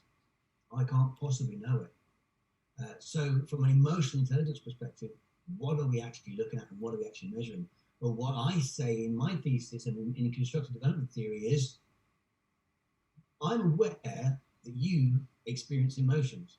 I'm also aware that I'm not responsible for your emotions. So in order to be a high-level thinker, we need to move through emotions into cognition. If that's the case, then emotional regulation, from an EI perspective, doesn't even come into it because I'm not responsible for your and my emotions in that sense. So EI is a sub-facet of dynamic intelligence. It'd be probably easier, because I didn't actually prepare for this, but it'd probably easier if I send you a link to the thesis and you just search for that, because it's in there and it explains specifically how EI doesn't measure what we think it measures. And if you put the 4 pillars into it, it actually becomes a facet of dynamic intelligence. Dynamic intelligence here and EI is here. But in other words, you still need to put something into EI to make it more useful. A friend of mine did a PhD in EI, and at the end of it, he determined that it doesn't do what it says on the tin, which is also controversial because there's an entire field about EI, which I'm guessing you guys already know. What's the other question? Is there another point? There was another comment, but she followed up by saying, I think you just said that, so I think we'll pass over that. Thank you. I've just said intention, awareness, choice, response. And in reality, I teach a martial art. I don't know if you can see, I've got stuff over there from my martial art. I am applying intention, awareness, choice, response into my martial art. Because once you realize that a punch is not a punch and a kick is not a kick, because the intention and the awareness are different. That's the difference that makes the difference, right? From a stage development perspective, from an emotional intelligence perspective, intention, awareness, choice, response creates a different animal. So what I did from a stage perspective is I looked at, this on the right hand side, this is me doing my PhD. I don't know how many of you have got a master's by research or a PhD, but the PhD process is a specific process, and I don't do process. I was awful at writing. It took me literally nearly 3 years to get the writing style, the academic writing style right. Okay. Why? Because I didn't do the process. And the process is really simple. It's just me being a muppet. Billy said this, Brian said that. This is what I think. And it's not too far removed from that, but I couldn't get it. I didn't get it.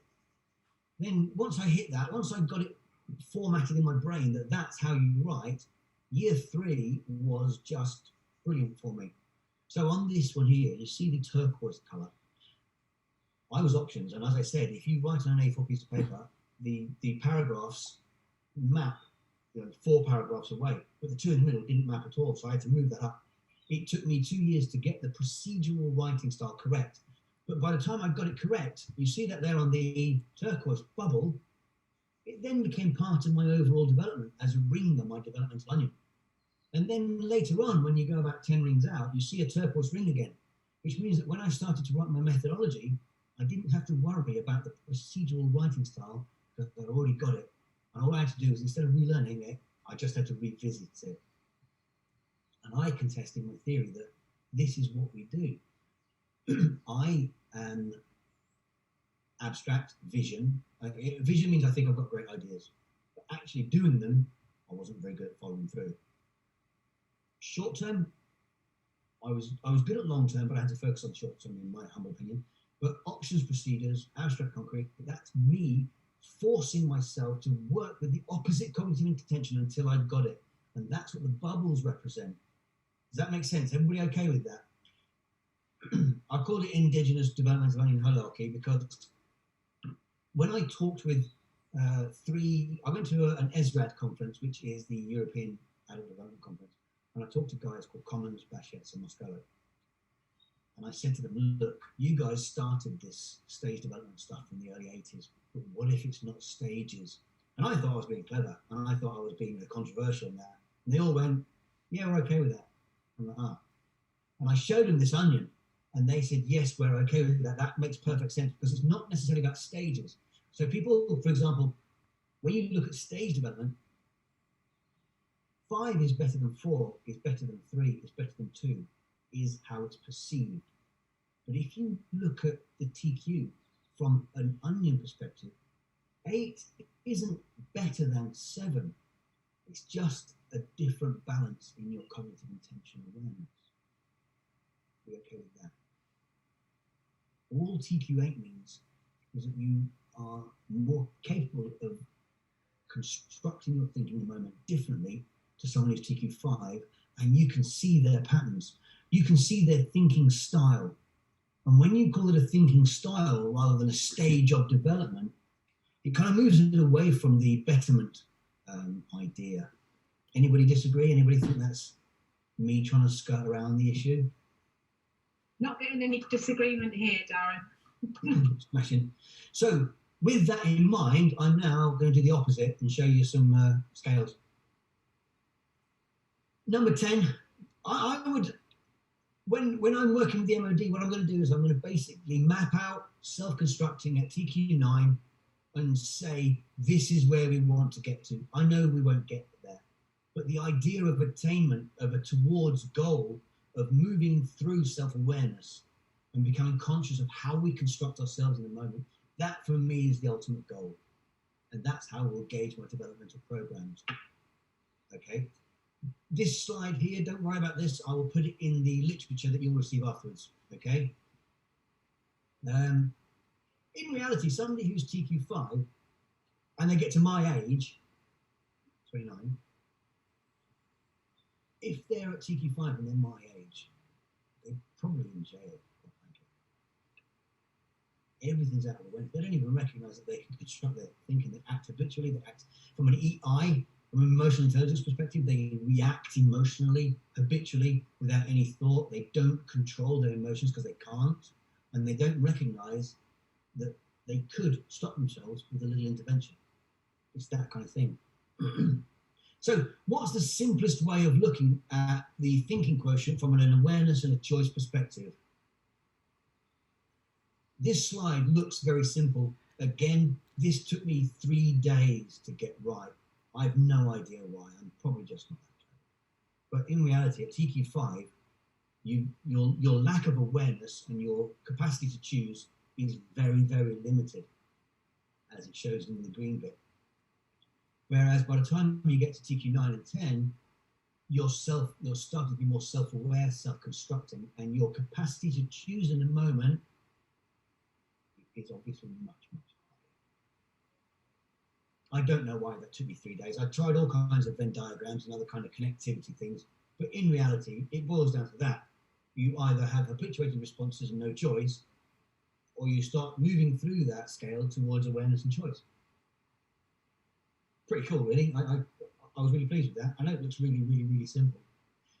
So I was listening to something the other day, and they were teaching this. It was an undergrad psychology course, and they were teaching about mirror neurons. If anybody remembers what mirror neurons were supposed to be, and the reason I put that there is because the mirror neurons and the neuroscience of leadership. Every time a new phrase comes out, someone maps it to leadership as if it's a real thing, and they create a little niche for themselves. But what mirror neurons were, if anybody needs to be familiar with them, is some scientists in the early 90s saw that monkeys were eating bananas, and other monkeys who were not eating bananas mimicked eating the banana bit, and they then put electrodes on the brain to say, oh, hang on a second, this part of the brain is firing up when that monkey sees that monkey eat a banana. An entire field came out of this that said we have mirror neurons. So when you do something, I'm watching you, I experience it as if I'm doing it. Well, actually, the latest research, I think, is about 2017-18. So no, none of that's true. But if we try to break down what a mirror neuron is supposed to be, the behavior attached to the mirror neuron, when we look at it from a cognitive development perspective, a constructive development perspective, and cognitive intentions, it's, you're looking at the information, which is about what's going on around me, what can I learn here, partner, observer, difference, relationship. You see them on the left-hand side there. When we know how to deconstruct an externalized behavioral response, words like mirror neurons, we don't need them anymore because we've got a much better understanding of what's actually going on. That makes sense? I use this on purpose to show. I mean, if we threw in the word quantum here, then we'd have a much more robust leadership model. So, what's the whole point of it? What's the point of all of this?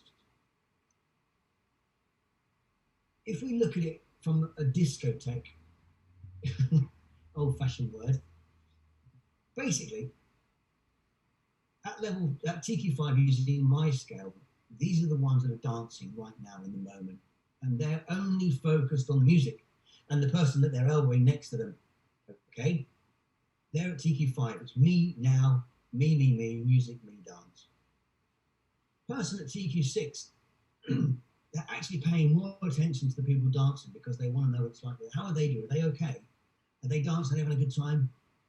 And they're more focused on the experience of the other person than they are on their own experience.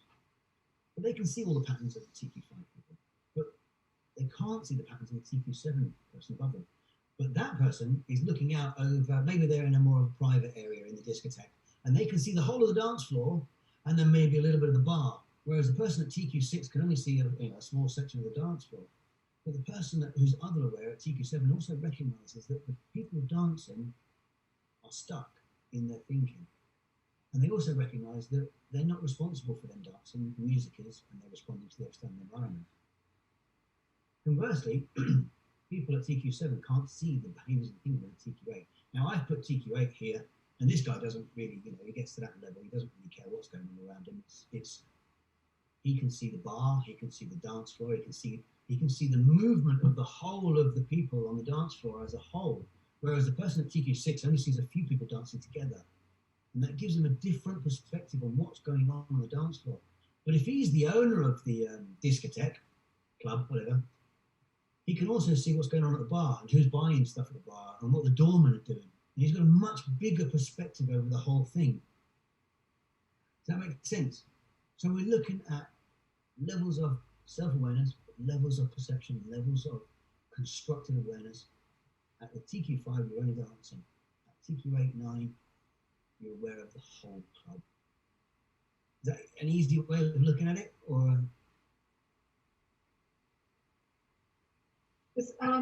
There was a comment on that while we were talking about the onion, Darren, which I didn't get to feed through, which was about the kind of the implied judgment in the different levels. Exactly. And you can see it's a good thing to try to take that out of it, that even within the onion, there's still a bit of a hierarchy around the different levels, and that it's better to be at 9 than at 6, for example.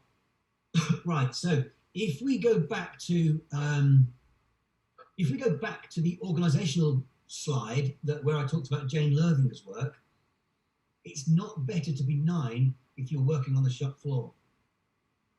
It's better to be 5 or 6, between 5 and 6.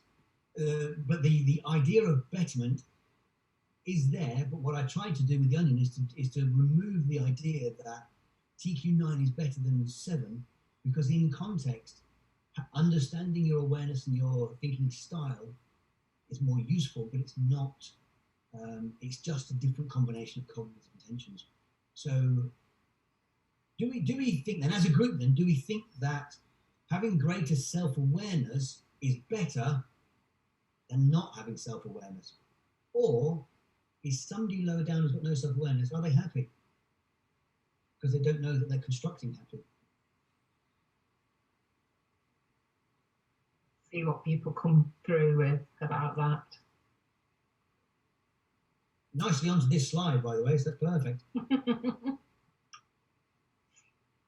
This is a standard bell curve, and this does map to my data quite nicely.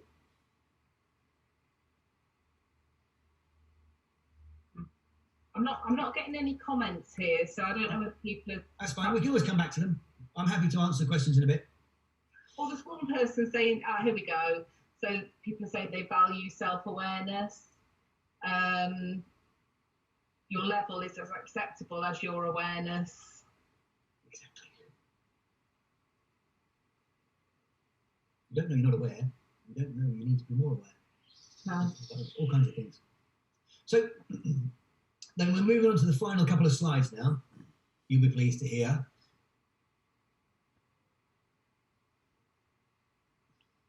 I think someone mentioned earlier on about 6.5 being prevalent, and I think that shows in the data as well, because the bell curve does show that, exactly that. So as we start to think about our thinking,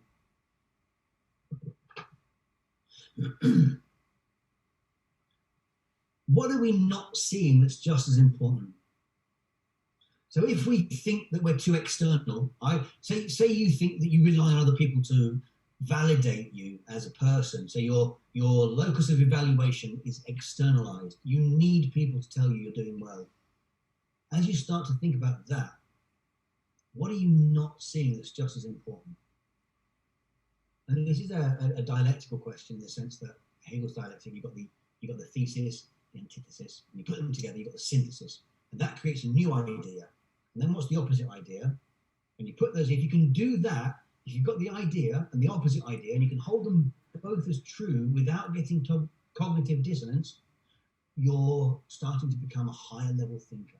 But if you think something is black and white and can't hold them true as separate entities, then we need to develop what you're not seeing that is just as important. Okay? That's what this question is asking. What are you not seeing? So, with that in mind, with what are you not seeing that's just as important, what do you see here? I know it's a fish tank. if you were to describe what you see in this image, and you're welcome to put them in the comment in the text section by all means, think about this. If you're starting to type in the text section and you said, I see fish, but someone else has said something else, and you didn't see that, what are you not seeing? What are they seeing that you're not seeing? And why is this the case, or how is this the case? I would offer some, if no one types, because we don't, I will offer some more stuff in a minute, in a second, if you want to. Coming through at the moment. All right. Oh, a prison, somebody just said. I have never heard that one. That's brilliant. Right, so what we're looking for is, at TQ5, someone's going to say, I see fish. I see a fish tank. They're just fish. As we move through that, we start to say, well, hang on a second. I see the rocks. I see the sand and the grass and the reeds and the things. I also see different kinds of fish. And I see how the fish are interacting with each other. And I see how the water acts as a system to keep all of this together. Oh, hang on, it's an ecosystem. So now how does the bubble, all those bubbles there, and the grass and the fish interact with each other? And where's the extra system thing where someone comes in and puts food in the top, and that impacts the system how? Because then they start fighting for the food. So you get the idea. You build up a picture based on how complexly you see the picture. And you might argue that it's just a picture. That's not what we're looking for. What we're looking for is how you perceive the fish tank as a system, and from its entirety as a system, how you describe that system and where you get to in the description, and where you stop at that description. Does that make sense? Yes. It's a really useful when you want to question, if you're doing kind of developmental work and you want to get the people in the room thinking, show them a fish tank and ask them what they see. You'll get some brilliant answers. I mean, prison, I've never seen that before, but I absolutely appreciate it. Okay? Somebody asked a question, Darren, about whether you could technically have somebody who is at level 10, like consciously deciding to act in a TQ5 way in order to fulfill a role, or would they get bored too quickly? Agreed, they get bored too quickly, but it does depend on what their intention and outcome is. I think at TQ89, you're starting to construct yourself in the moment. Now, on that exact point, someone said to me on LinkedIn once that, no, if you're constructing yourself in the moment, you're fake. I am my authentic self at all times. So I pointed out that actually your authentic self doesn't exist. Yes, it does. Well, let's look at it this way then. If I were to construct myself differently in the different environments to accommodate whoever's around me and whatever the environment requires at the level of complexity that is required at that level in that organization, that's not my authentic self.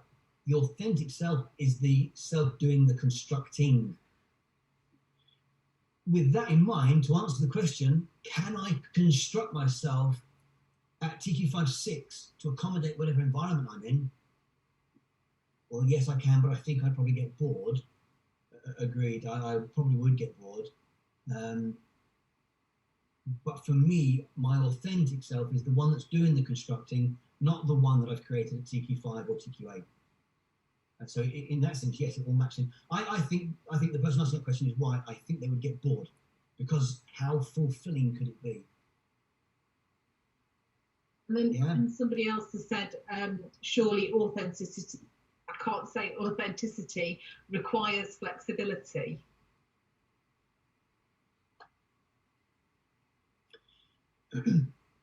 I would say authenticity, I would say that the flexibility is the constructed part, is the bit that allows you to construct yourself flexibly. And it's the constructing is still the authentic self. So you will construct you according to wherever you are, but that's not your authentic you. Your flexibility is in the authentic self doing the constructing. You're just creating your response to the moment. And as we saw in the slides earlier on, where the person who had really bad management, the way they constructed their selves in the moment changed. Would you say that their authentic self was reduced, or that their authentic self was constructing themselves differently based on the input of the environment. You don't have to answer that. I'm just offering it. So, with that in mind, what would need to happen in order to transform the whole system? If you personally are a system, what would we need to do to change and transform your thinking so that you were at choice in the moment? Intention, awareness, choice, response. You don't have to answer that either. Just take it away with you and say, well, what would need to happen in order to transform me as a system? Think about it this way. How do I deconstruct Darren in order to reconstruct Darren as a different system or as a different Darren? So the first word that we came to earlier on was metanoia, which is the journey of changing our minds, our hearts, ourselves, our way of life. What I'd like to think is that as we start to look at constructive development, metanoia is the name we can give to how we construct changes. That's how I see it. So, final slide coming up now. Tell me what you think of this guy at the top and how he constructs his thinking. What's his dynamic intelligence like? What is he not seeing that's just as important? In fact, probably more important. What connections is he not making in the moment? Finally, what's his intention, his awareness, his choice, and we can see his response. Somebody's jokingly saying he's visionary and inspirational. He is doing the least amount of work. They're all doing the work, yeah. So you might,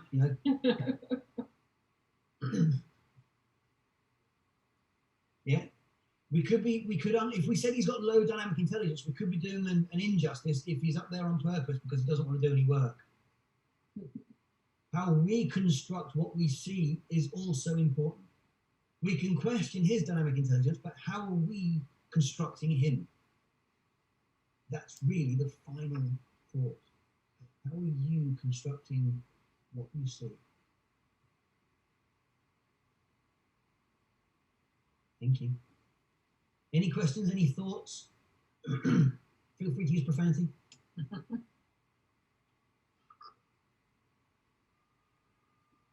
Takes a while for them to come through.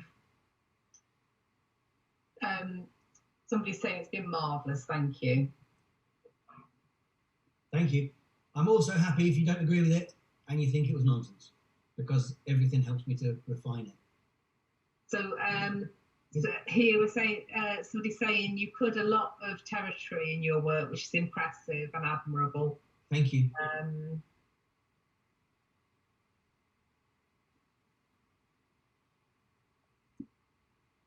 I actually cover a lot more in the thesis. It's just that we are actually 2 hours up. I didn't think I'd last 2 hours, but we've done all right. So there's a question about where you see the main application for this theory. I think it's on adult development. So whether you're looking at undergraduates who are almost adults, because let's face it, they're not adult until they're about 25 anyway, from a brain perspective. I think it's in organisations so we can create qualitatively better decision makers. If you're TQ8, the way you see a problem is different to TQ5. And it's that impact on organisation that I think is key. From a student perspective, I wish someone had come to me when I was 17 and said, Darren, this is how you think, let's tweak it, let's change it a little bit. That would have been fantastic for me. I might not have been such a muppet. I might have been. But the application is going to be derived, the longitudinal study I've got on 3 years of an undergraduate, that's going to come, some brilliant data is going to come out of that, I'm sure. So that'll be application from a university perspective as to how students think, and can we tailor degrees to map to student thinking rather than forcing students down a curriculum. Because as soon as you put them into a system, you limit their thinking. That's the way I see it. But for me, it's about adult development, taking people like you and me, disrupting their thinking and tweaking it so that they make qualitatively better decisions. There's a couple of other nice comments here, Darren. somebody's saying how much they can identify this and think about how they've gone through these stages themselves over the last few years. And then finally, somebody who's a director of strategy in a large educational organisation and not a psychologist has found this really empowering, and especially thinking about the work they do with staff development. Yeah, I've got a program for SLT development, because head teachers need to think about things differently to teachers, because they're looking at a different system, and it's that kind of idea as well. So how do the children impact the teachers? How do the teachers impact the head teachers in the SLT? And how do they impact the system? How does the system impact academia? And how do they all fit together? Exactly that. I'm happy to wrap up if you guys are finished. Just a couple more things. Somebody saying they really like the martial arts analogy. Somebody else asking if you're available for contact. I don't know if is your final slide got your contact details on it? I don't know. And the website's down there. Great. So somebody else. Also, Cogni Libro. Go ahead. Go on. I was just going to say somebody sees in special needs forensic populations. I'm working on that. I've got my friend who's a clinical psychologist, not the forensic psychologist. I'm working on that with them. I've got a meeting on Thursday about exactly that, because the question set will need to be different. I can't use the identity compass for that. Absolutely. Happy to talk about it with whomever asked the question. And somebody else asking about diversity aspects, for example, learning disabilities, autism, etc., and how that might feed in. I stay away from that, because that's at one end of the scale, moving up towards standard issue brains, and I take standard issue brains and tweak their thinking. So it's kind of at the opposite end of the spectrum. I do get asked that question all the time, though, but I do veer away from that, because it's not my area of speciality. It looks to me as if you're going to have a lot of contacts through the Contact Us part of your website, Darren. Thank you very much for the time that you've given us. It's been very, very interesting, and I can see from the comments that what you're saying really resonates with people in a whole variety of environments. So it's great to be in an environment where we've got people from all kinds of disciplines within and outside psychology coming together to look at these issues. And we'll send out the recording to the people who've attended, and if you let us have your PDF, we'll also circulate that. Thank you very much. Thank you very much. Thanks to everybody who's come along. Thank you.